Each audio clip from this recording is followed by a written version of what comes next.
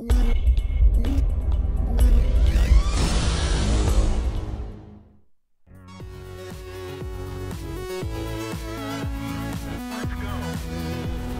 everybody to this week's World of Tanks subscriber replays. My name is Maxwell and today's first video is from the user TK Hyach. That's TK Hyach, and he's driving the Cromwell on an encounter battle on Lakeville. The Cromwell being the tier 6 medium tank for the British.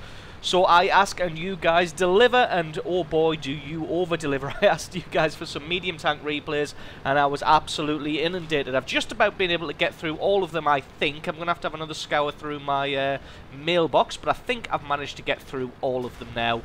So obviously with the name of this episode you're going to be getting some of the best medium tank replays that I was sent, or at least some of the most interesting ones. What the hell is that M41 doing there? Well, goodbye to you. No idea why you're playing your artillery as a scout tank, but yeah, you deserve that. So anyway, a couple of announcements as always at the beginning of the video. So I'm just trying to get some... You guys have expressed an interest in live streaming in the past, and I'm going to be real honest with you that I'm not really set up with the programs and the equipment to live stream to the quality that I would like. So I'm going to be hopefully joining Circumflexes once every week. It's looking like it's going to be on a Wednesday evening, but obviously we're still working everything out. But it looks like once a week I'm hopefully going to be trying to live stream with Circon. I'll give you a link to his YouTube channel on the screen now, and there'll be a link in the description to his Twitch TV channel, so you can go ahead and follow him and be notified whenever he goes live. He is a good live streamer and a very good World of Tanks player. Like I said, we're going to be trying to... Ooh, M3 Lee, you are in trouble. Bye-bye. So we're going to be trying to get a regular slot, and it's looking like it's going to be on a Wednesday. Obviously what I'll do is I'll get a little video knocked together just to release on YouTube every time that that I go live over there with a stream, just so that you guys can jump in there and have a watch. And now I just want to say a big congratulations to the winner of the last thumbnail competition, which was Liam Dawson. That's Liam Dawson getting in there and identifying pretty damn quickly that it was indeed the Churchill Mark III on the Mountain Pass. So congratulations to Liam Dawson. I think I'm going to have to start making these things a little bit more fiendish or a little bit more difficult. At least this one should be a little bit more difficult because you guys are just getting them way too quickly. So on to this battle that we're watching here. TK Hyach doing a good job of just harassing the enemy tanks in and around the cap zone here. Obviously this being an encounter battle. He's caught this KV-1S out in the open, tracked him. Although he takes a shot in the face, probably from that Panzer IV there. So he's just going to have to back off as that Covenanter was left out in the open too long, got himself destroyed. So he's doing a good job of just harassing the guys around here, trying to keep them away from the cap zone and making sure that they don't just run roughshod all over the area and get an early cap off. The game's pretty even as it stands at the moment. It's 6 kills to 5. Hopefully they should be able to pull a little bit ahead here if they're able to take out this KV-1S. Not sure what that M5 Stuart's doing there. He's pretty much just killed himself trying to ram that 1S. For future reference, if you're driving an M5 Stuart, don't try and ram kill a KV-1S because it ain't going to work, because you weigh considerably less than that KV-1S does. So they've done a pretty good job of sewing up the cap zone here, but it looks like the enemy team has pushed all the way down that 1 and 2 line through the marsh and the swamp there. So either somebody's going to have to go back and deal with that, but it looks like the enemy's got a couple of tank destroyers into this area there. They've got the AT-8 and the Jagdpanzer IV there, so TK Hyach's just going to do what a good medium tank does, and that is work the flanks and get around behind these guys and catch them totally by surprise. So they have no idea that he's here. He's able to get a good hit on that Jagdpanzer there, and then just going to drop his track off. And then, oh, the AT-8 is already tracked there. Just having a shoot at that weak spot there, but then again he doesn't really need to because he's presented his rear armor, and the rear armor of the AT-8 isn't fantastic, so he's able just to take him out pretty quickly. Jagdpanzer now recovered from having his track taken off, but he's driving forwards, and there's not really much he can do. He's caught between a rock and a hard place here. Because, I mean, if he turned around to try and deal with TK, he probably would have just gotten destroyed after he'd gotten 50% of the way around. And he'd have taken a shot from that M5 Stuart in the rear. So there's nothing really he could have done about that. Played it as best he could, try to take out the tanks that were in front of him and ignore what was going on behind him. The only other thing he probably could have done is try to get in front of the AT-8 there and then reversed up so that the AT-8 was covering his rear armour. But hindsight being 2020, we can say that that's what he should have done. But what he did do was probably just about enough. So finds the artillery here, SU-5. Looks like he's lining up for a shot, so just going to try and play it safe here. Going to try and make it as difficult as possible for this SU-5 to hit. Unfortunately, he's making it pretty difficult for himself to hit as well. Just going to try and lure this SU-5 into having a shot, and there it goes, and it misses. And then he can take all the time in the world just to fire back at him. Taking a hit from somebody from the road there, so there's obviously somebody hiding on the road. Just going to play this one a little bit more carefully. Just going to kill off this M7 as quickly as possible, as it is... Oh, missed that one. A little bit unfortunate, as this is just free XP and credits there, because that guy decided to go into this game AFK. So GG to him. So now it looks like that KV-1S is in the city trying to duel with this Jagdpanzer, who's only got 14 hit points. Unfortunately, TK Hyach can't get a shot on him here, and he knows for a fact that there's somebody hiding on this road. So if he just makes a beeline for the town to try and help the Jagdpanzer, then whoever is on this road here is just going to be able to pick him off. And there he is, the Panzer 38 NA. Should be able just to make short work of this guy. Couple of hits should be able to take him out, no problem at all. And there we go, picking up kill number 7. Looks like that Jagdpanzer is actually doing pretty good on his own. Being able to take a good portion of the 1S's hit points off there. Wow, we may... Oh, no, I was going to say, may even be able to get him killed here. But it looks like he just sacrificed himself there, ramming him at the end. Maybe thought he had enough speed and enough weight to be able to take off the last few bits of hit points. But the KV-1S does weigh a fair amount. So, had to be careful with that one. So now we need to find out whether that KV-1S is fully upgraded or not. Because if he is, then just one shot will be enough to take out this Cromwell. If he's not, then it's going to take him 2. And he's only 1 shot from death himself.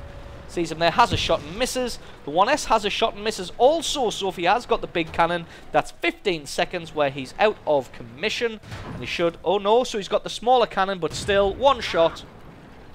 Finishes him off, picks up kill number 8, and that is the victory for his team. So absolutely awesome replay there from TK Hyach, playing the Cromwell to the best of its abilities. So awesome replay, thanks very much for sending that one in. Stick around because there's another replay and the score screens coming right up.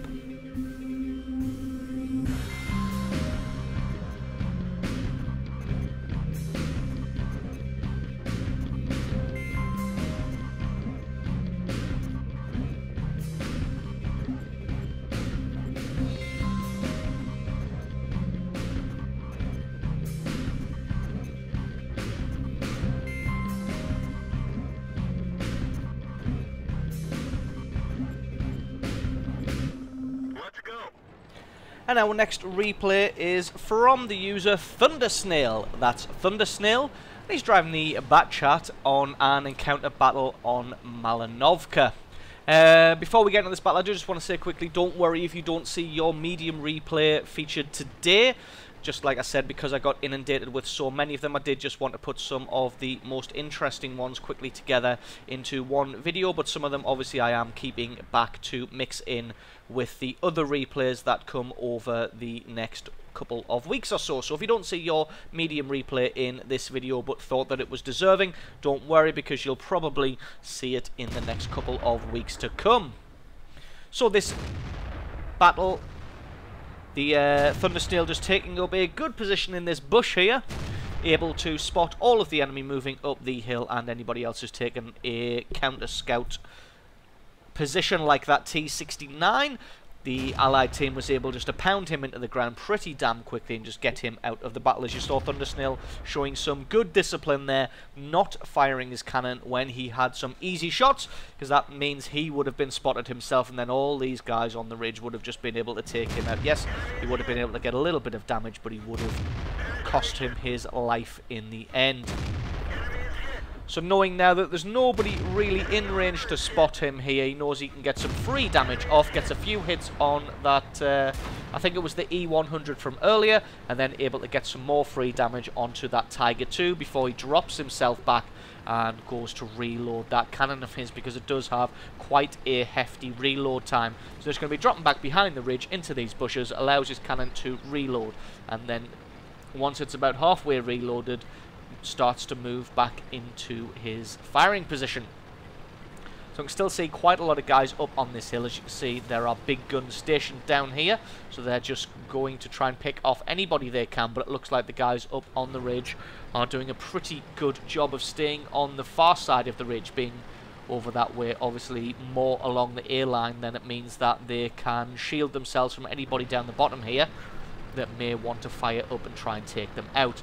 And the Allies have already taken out, say, that T-69 and anybody else who may potentially be in the same position for the enemy team, meaning they'd be a little bit more liberal. Excuse me, a little bit more liberal with the way that they move up the hill there. So seeing that there's a couple of light tanks, or is it just one maybe? Well, there's a medium over there as well, making a move around the bottom here. Probably going to try and flank around behind. There we go. There's that WZ-120. Should be able to take him out, except a 131 appears as well, with very little health, so decides just to take him out first. And then fingers crossed he should have enough damage to be able to take out this 120 here. And there we go, with his last round he's able to take out that 120. Not sure what he was doing there. Seemed to be that he was refusing to open fire. He probably could have, I'm not sure his reload time really is that long, so he probably could have got at least a little bit of damage onto this bat chat there, but just opting for trying to maneuver out the way there and just got himself blown to pieces. So Thundersnell just going to maneuver around here until he gets his gun reloaded, and then he's going to go and have a go at that IS-3. He's got a Tiger II for support there. That's probably who just landed that hit on him. So hopefully that IS-3's attention is going to be taken up by that Tiger II, and that's going to allow him to flank around. Nope. There's an E-50 waiting in the wings. So he's going to have to make more of a direct charge here. Just trying to get some weak spots of that armor. E-50 doing the smart thing of just turning with him. Unfortunately, doesn't quite have the combined turret and hull traverse to be able to stay on target, and Thundersnell just using all of his shots there. Was able to take out the IS-3, but not really able to get very much damage to stick on that E-50.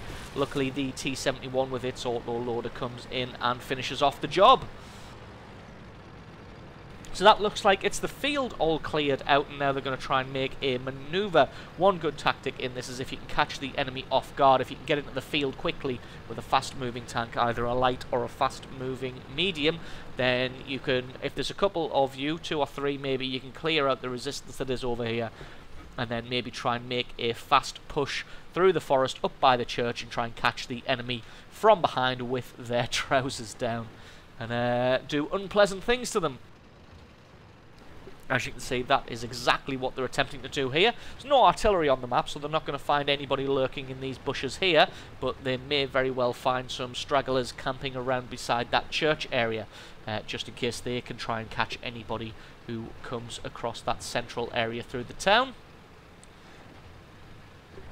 Spots out his counterpart here, the enemy Batchat. Going to see if he can get some shots on him without him realising, but he's just fades back away into the fog of war there. So not able to keep eyes on that guy.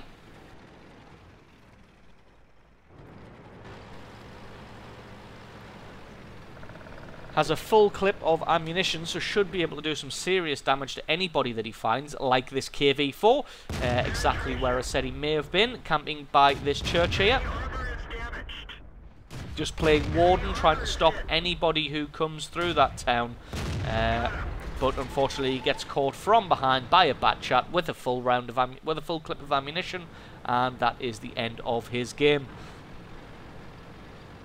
Obviously, not keeping a close enough eye on his minimap, because if he was, he would have seen that these tanks were making a push in that direction, and probably would have been a little more aware and a little bit more prepared for their arrival. So, Mr. KV-4 becomes Thundersnail's 4th victim.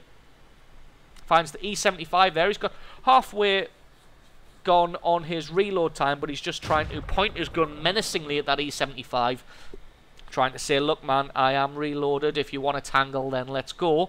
And it seems to work. Just scared that E75 off behind the ridge there and didn't take any damage at all, which is some nice play there from Thundersnail, because when you've got a tank like this with an auto-loader that can kick out a serious amount of damage if you just point your gun threateningly at somebody, then and don't start sort of backing off and playing scared. Doesn't always work, of course. Sometimes it goes horribly wrong and you get shot directly in the face and it hurts like hell.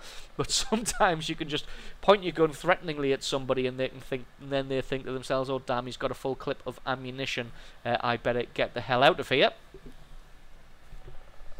So it looks like there's a bit of a stalemate, a bit of a Mexican standoff going on at the moment on the top of this hill. The enemy doesn't want to push over the top and take any damage from the camping allies. And the allies don't really want to push over the top because that's an E100, a Maus, a 5120 and an E75. Not sure where the 5100 is, but he's probably up here somewhere as well. Because that's quite a formidable line of tanks and nobody really wants to be the first guys to push. As you can see, Thundersnail just relaying the orders in the chat there, telling the Tiger 2 to go and cap, start a cap, and then that will force the enemy to either push down over the top of the ridge or at least come to the edge to try and get shots on that Tiger 2. And it just means that the ball is then in the enemy's court, and it means that they have to make the move. But it looks like even just falling back slightly has kind of forced the enemy to come over the top. Well, not forced them, but it's kind of lulled them into a false sense of winning. And they are already making a move over the top, just as Thundersnail predicted. So this is probably about time that he makes his move.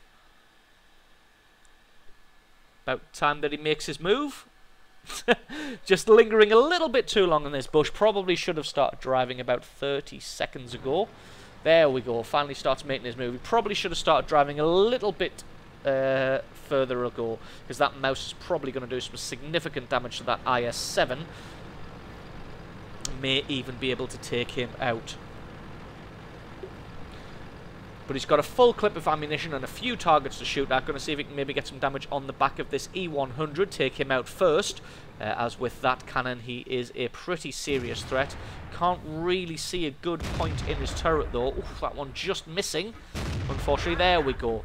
Able to take out that E100. Now going to see if he can do the same to the rear of this E75. Somehow he fades away from view at that short distance. E75 able to take out his track.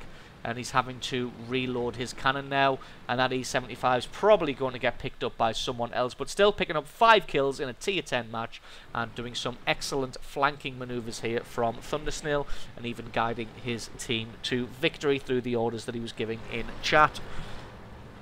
Probably not going to be able to reload his cannon in time, as that thing's got quite an age left on it, and there we go, he gets picked up by the IS-7. So absolutely awesome replay there from Thundersnail. Thank you very much for sending that one in, and the score screen, as always, is coming up right after this.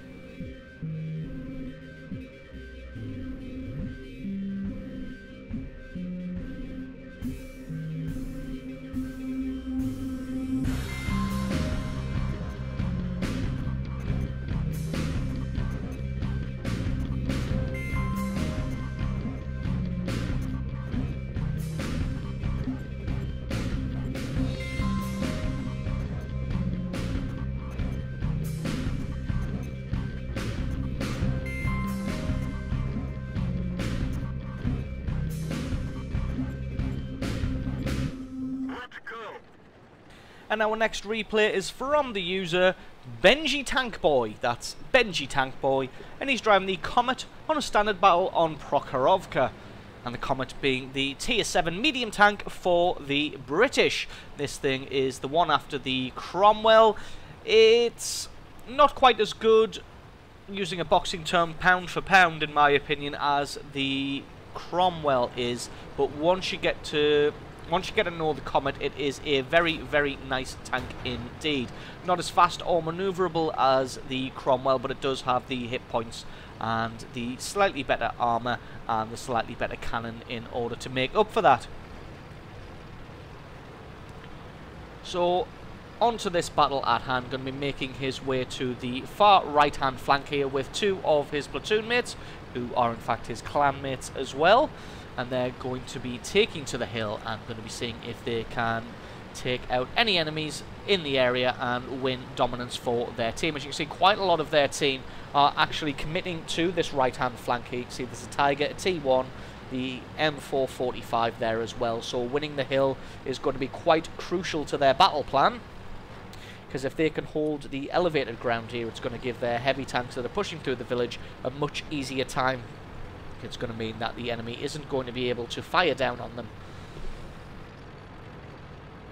Although, to be honest, it looks like the majority of the enemy's heavy tanks are kind of camping on that railway line there. So, going to see if that comes back and bites him in the ass later. ELC AMX just having a little zoom around over there. Not quite able to catch onto him. Not really surprised. And then finally, the enemy shows up with their medium tanks and they try and take the hill. Unfortunately, the allies are already here. And they're just going to be raining fire down onto whatever enemy tanks that they can find here. As you can see, a few of them just taking to the train tracks there. This Churchill Mark 7 still tracked out in the open, and Benji Boy's able to take him out to pick up his first kill of this match. So he's just allowing his allies on the right-hand side there to deal with the enemy medium tanks here. As you can see, KV-1S heading down the other side of the hill, but just getting focus fired and taken out. Although it looks like they have the combined firepower to be able to deal with everybody that's left. That T-25 and that enemy Comet probably not going to survive very long, especially when they've decided that they want to just back off. And that KV-1S just flexing its muscles there. Ooh, very nice shot to be able to take a hit on that tank destroyer over there. So it looks like that Comet has still survived, and in fact the KV-1S that went down to try and get him has now been killed. Benji was just going to come in there for a little ram kill there, but unfortunately not quite being able to get there in time, and someone else is able, in fact that Tiger from earlier is able to take him out. This T-25 hasn't got very many hit points, so he's able just to take him out very, very quickly and pick up kill number 2 and just get into the river here, the little moat, for some protection.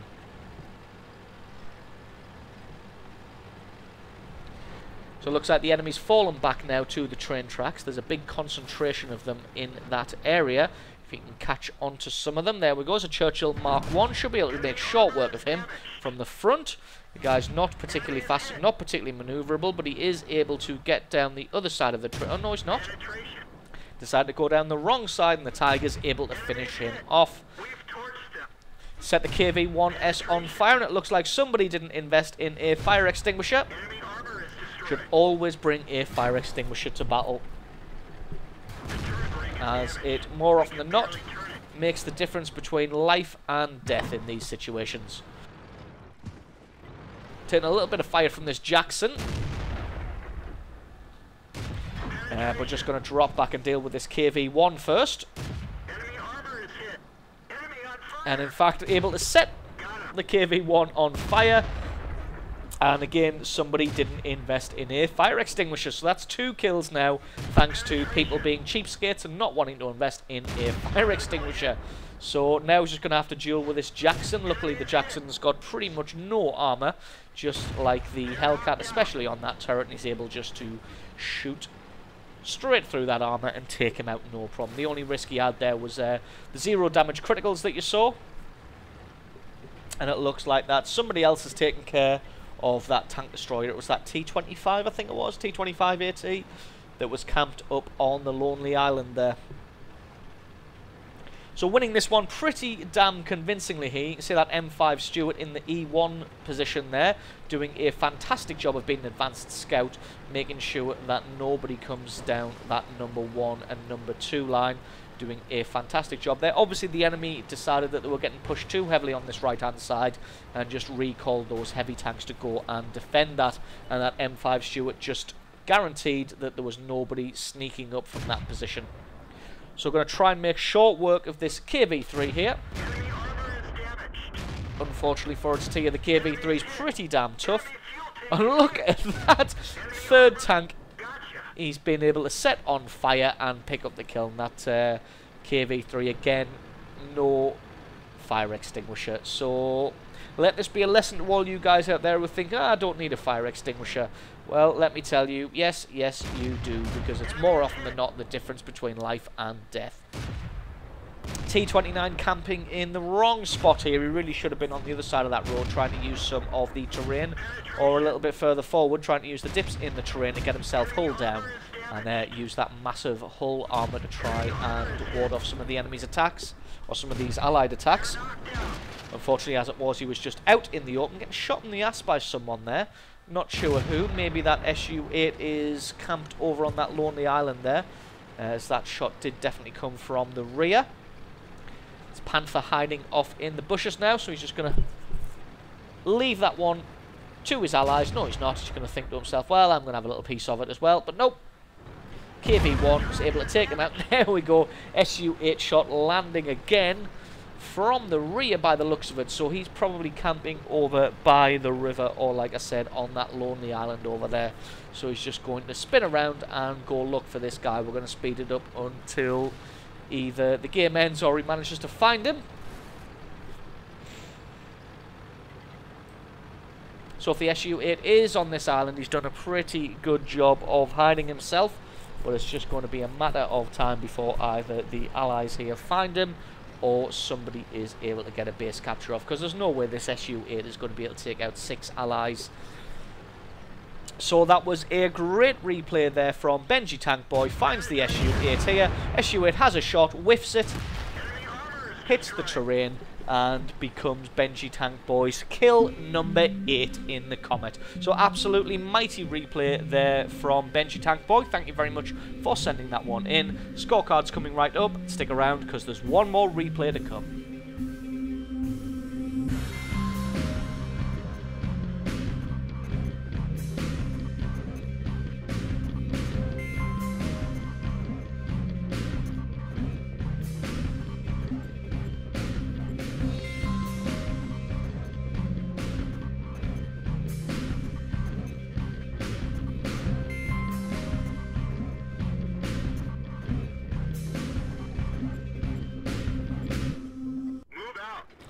And our final replay of the days from the user iTired.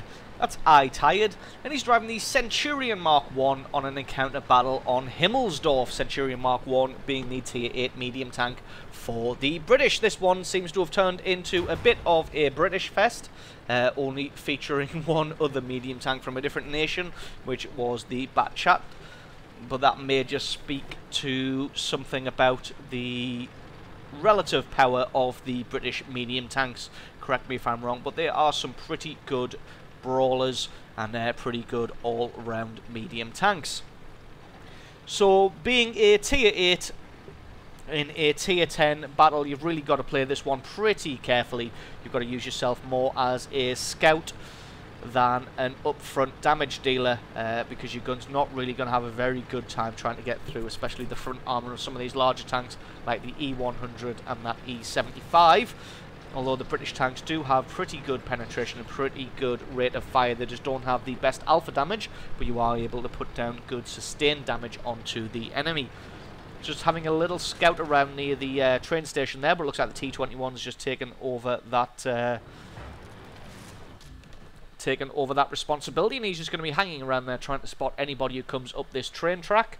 iTired just going to be covering off the road here, trying to get himself into a good cover position where he can't be taken out or seen too easily. So going to be hiding behind this nice rubble pile and catching anybody that he can.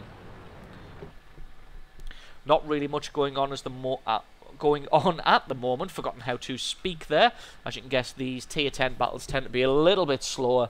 A little bit slower paced in the beginning than other tiers tend to be, because nobody really wants to get their nice shiny tier 10 tank blown up within the first few seconds for making a stupid move. Just spot on the mini-map there an enemy T21 making a break for it along this road. So iTired just going to line himself up, ready to take a shot as he bursts out. And there we go, able to get a good hit through the side of that T-21. They're not able quite to finish him off, but just going to keep a bead on him as he makes a move down this train track, predicting correctly here that he was going to dip back in. So just going to be waiting there, ready to pull the trigger. So he was ready to pull the trigger on that T-21 there, but it looks like that E-50 just drove out in front of him and got himself blown up instead. So absolutely selfless act there by that E-50, just driving out and catching that round right in the face for the T-21 there. And you see the Batchat just positioning himself to try and return fire there, but not quite able to get any damage to stick there. That just bouncing on the Centurion 1's turret. So he's just decided to back off there. Maybe he needs to reload his cannon. Maybe he only had one round left in there. Just having a quick look at the turret there, just maybe to see where that shell exactly landed. So there's nobody really making a move up this road here. It looks like everybody's kind of concentrated on that ridge, and that seems to be where the most significant fighting is going on. To be perfectly honest there, I'm pretty sure there is a Batchat and what was that? It was an AMX 5100 at the bottom of this road here. So if the two of them made a concerted push together, the 5100 first with its larger amount of hit points and the Batchat sort of to come up behind and support, there's no way in hell that a Centurion Mark 1 would have been able to stop that push. Actually, that 5100 doesn't have very many hit points, so that would have only been 3 or 4 shots from I-Tired here. So maybe a good thing that they decided not to push up this road.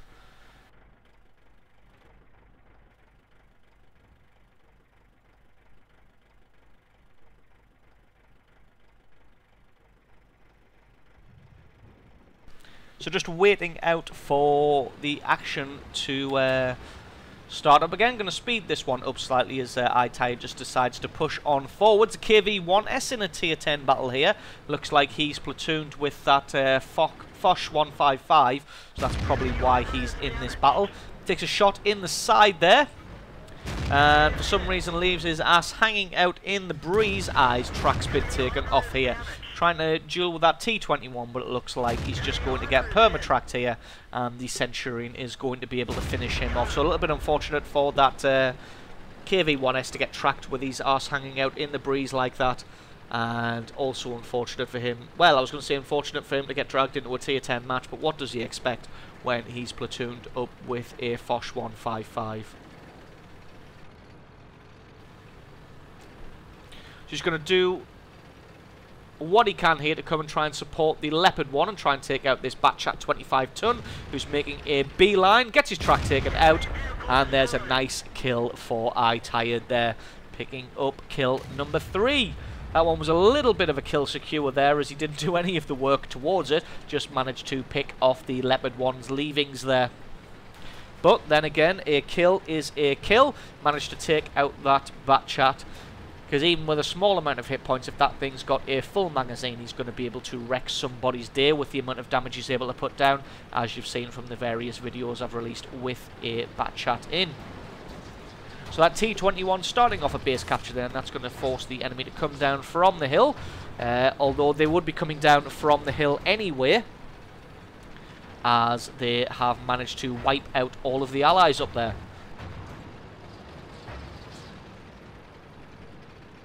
So just helping along this Jagdpanzer E-100 to try and do a base capture here. See that Leopard 1 just looping around. Unfortunately, being a tier 8, there isn't really much that he can do in this situation. In fact, to be honest, if they all sit in this cap zone, they're probably not going to be able to get a base capture off before the enemy arrives. So he's just going to head out of the base capture zone himself and maybe try and spot some of the enemy. As you may remember, there was a tier 10 coming down from the enemy side of the hill. So he's just going to have a head down here, hide as best he can, and then, as you can see, saying in the chat, will flank when they come. So going to sit behind this building, and when the enemy turns up, he's going to try and flank around behind them and give them something else to think about, because let's face it, if they'd all sat in that cap zone, possibly would have all been destroyed, although I'm pretty sure when he left the cap zone, he dropped about 10 or 15 points. So It looks like if he'd sat in that cap zone, actually, that would have been the victory.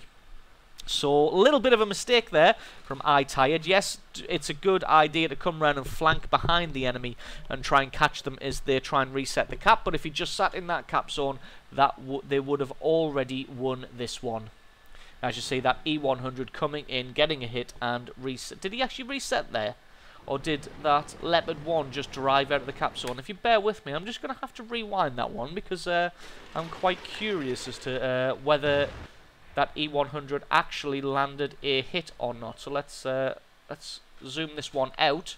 So that E100 comes in, has a look, and nope, that Leopard 1 just drove out of the cap zone. So yes, he may have gotten shot by that E100, but if he hadn't driven out of the cap zone there, probably would have won. So, no real ideas. So, a couple of big mistakes here. One, if iTired had just stayed in the cap zone, they would have won quite a while ago. And also, if that Leopard 1 hadn't left when that E100 showed up. Yes, he may have been destroyed, but they would have capped and they would have won long ago. So this T-21 just going to do his best to stay alive behind the building there and keep this cap alive. Unfortunately, there's not really much that a Centurion Mark 1 can do to the front or even side armor of this E100, just bouncing every single shot. As you can see, he hasn't come to battle with any gold rounds, so there's no way he's going to be able to get any damage through this E100. Going to allow that Leopard 1 to come and take his attention. Going to try and shoot the lower glacis of that E100, but again, even on the weakest spot of the front armor, not able to get any damage through there. So this E100's just going to squat in this cap zone with his massive amount of hit points and armor and just force the enemy to come there and deal with him. Not really sure where this Foch 155 is, but it looks like he may have just shot this Leopard in the rear. So iTired going to do a... just going to go full man mode and drive out as best he can. He knows that he can take at least 1 or 2 shots in the face from this E100, which is indeed what he does. Takes a shot in the face, kills his driver. Not going to use that repair kit just yet. Maybe going to save it in case he gets tracked. And then going to try and come around from the rear. So that E100 has been tracked. So, well, actually, you probably won't be tracked now. God, this thing is so sluggish with a dead driver. Although that is only logical. Not quite able to see this E100 because of the corpse of that Jagdpanzer.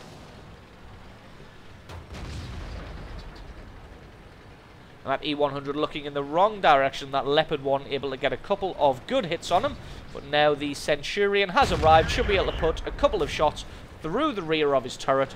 He may be slow and sluggish without a driver, but he's fast enough to run rings around this E100. Oh, and dinging on the back of the turret. A little bit unfortunate there, but that one didn't ding. And that's the kill on the E100. That just leaves this Foch 155 somewhere out in the map.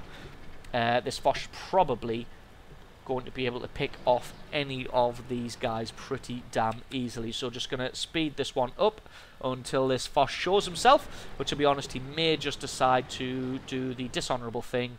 There we go, just hide and stay away and have absolutely no part of that battle whatsoever. So brilliant replay there from iTired. Couple of mistakes from his team, but still managing to pull the victory out and take out a couple of big players, being that Batchat and that E100. So awesome replay from you. Thank you very much for sending that one in. Stick around because the score screens will be coming up after this video. Don't forget to leave me a like or favourite if you enjoyed this video. Stick a comment in the comment section below letting me know exactly what you thought and exactly which tank and which map you think were featured in the thumbnail for this video, and you can win yourself a shout out in the very next video. And don't forget also, if you need somewhere to talk to your buddies while playing World of Tanks, then you can go ahead and use our public TeamSpeak server. The details on how to get that and how to connect will be in the description below. Thank you very much for watching, everybody, and I will catch you next time.